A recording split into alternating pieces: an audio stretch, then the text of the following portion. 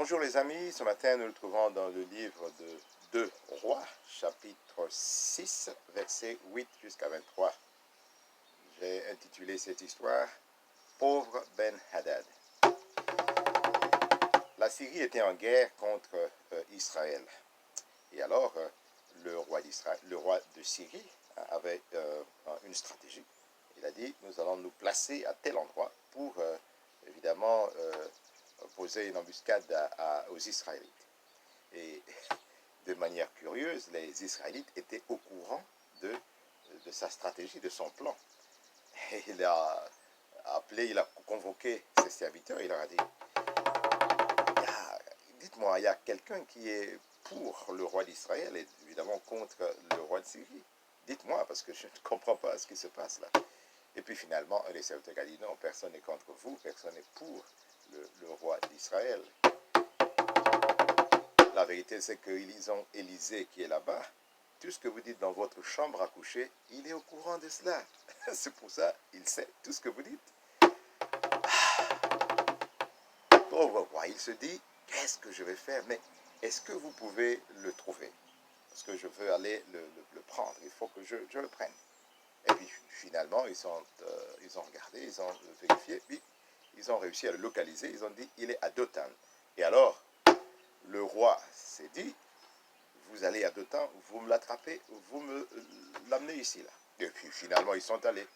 Et comme ils sont allés avec une grande armée, avec beaucoup de chevaux, avec des chars et tout, ils sont arrivés nuitamment et ils ont encerclé la ville.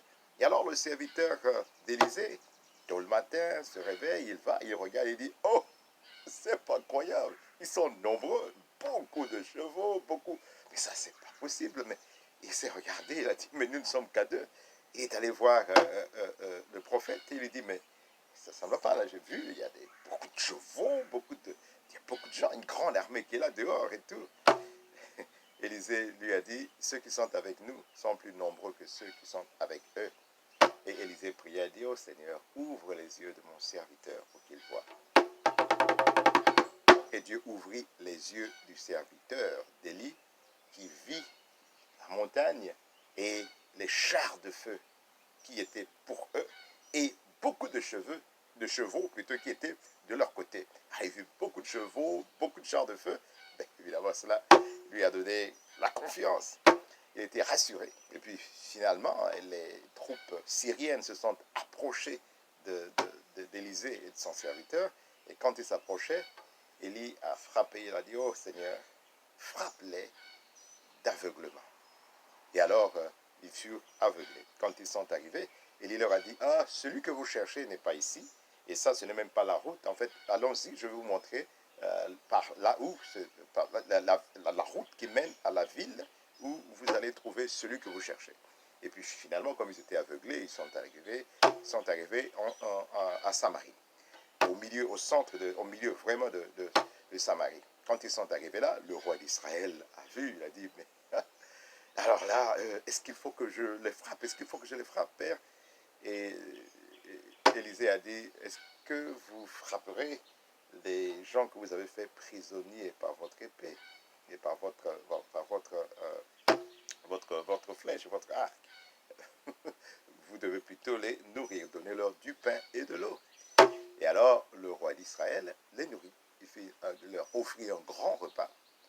Ils mangèrent et il renvoya les troupes syriennes à leur maître, comme avait recommandé le prophète. Et les troupes syriennes ne retournèrent plus dans le camp israélite. C'est la fin de notre histoire. Souvenez-vous, qui se trouve dans le livre de 2 Rois, chapitre 6, versets 8 à 23, que j'ai intitulé « Pauvre Ben-Hadad ». Bon week-end à vous, on se retrouve la semaine prochaine. Au revoir.